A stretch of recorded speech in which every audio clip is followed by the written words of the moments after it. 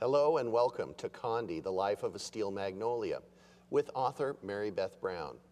Mary Beth Brown is the New York Times best-selling author of Hand of Providence, The Strong and Quiet Faith of Ronald Reagan. She's a registered nurse and mother of 3. And Mary Beth, welcome. Thank you very much. It's great to be with you today. Now, why did you choose to write about Condoleezza Rice? I found Condoleezza Rice to be such a fascinating and inspiring person. When I started looking at her life, I found many life lessons that had an impact on me and helped me, and I thought it could help other people too. Now, how did you choose the title Steel Magnolia? A friend who's very close to her coined that phrase, and the reason he called her that is because she's very gracious, poised, has that southern charm. But when she needs it, she can be tough, and she's been called tough as nails before, or velvet-gloved forcefulness. So very gracious on the outside, but hard as a rock on the inside. Yes, that's right. Probably especially when it comes to foreign policy. Tell us about her childhood, Mary Beth. Condoleezza grew up in Birmingham, Alabama, and she was in the heart of the civil rights problems. When she was a small child, that was 1960s. And she faced discrimination, and so she has actually used things from her childhood. You can see later in her life, in fact, looking at the terrorist problem, she has used that. And tell us about some of those problems of discrimination that she faced. Well, she wasn't able to go to restaurants. They couldn't go to the same schools. She lived in a small neighborhood with some other African-American families, and they taught their children that you had to be twice as good to get ahead in life. Now, you write in the story about her mother and something that happened in a department store. Tell us that story. Oh, yes, that was when she was about 7 years old. One of the things she loved to do with her mother was go shopping, and they would go on Saturdays when her father was writing his sermon, because her father was a minister.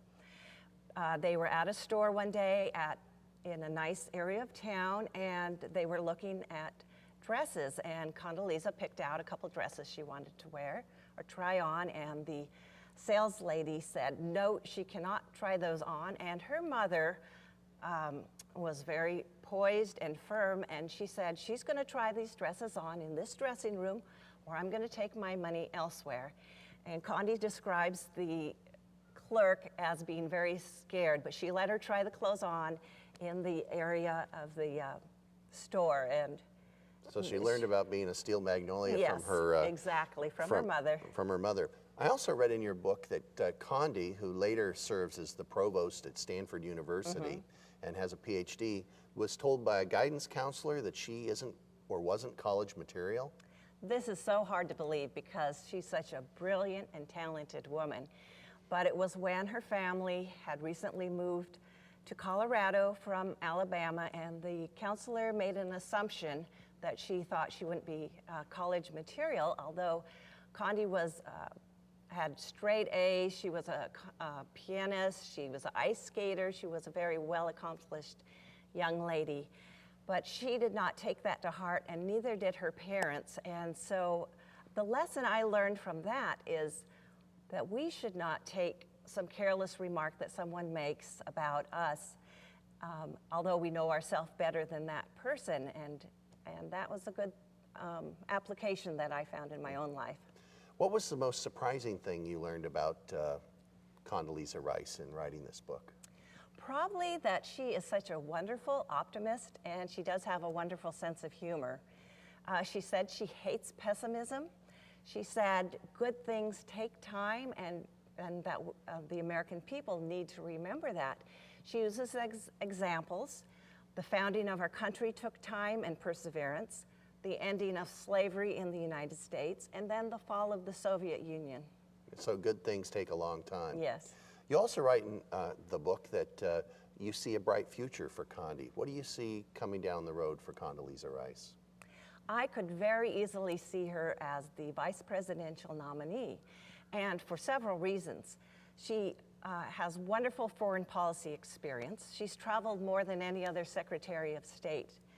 Also, she polls very high. She's very high in popularity with two groups that are very important, women and minorities.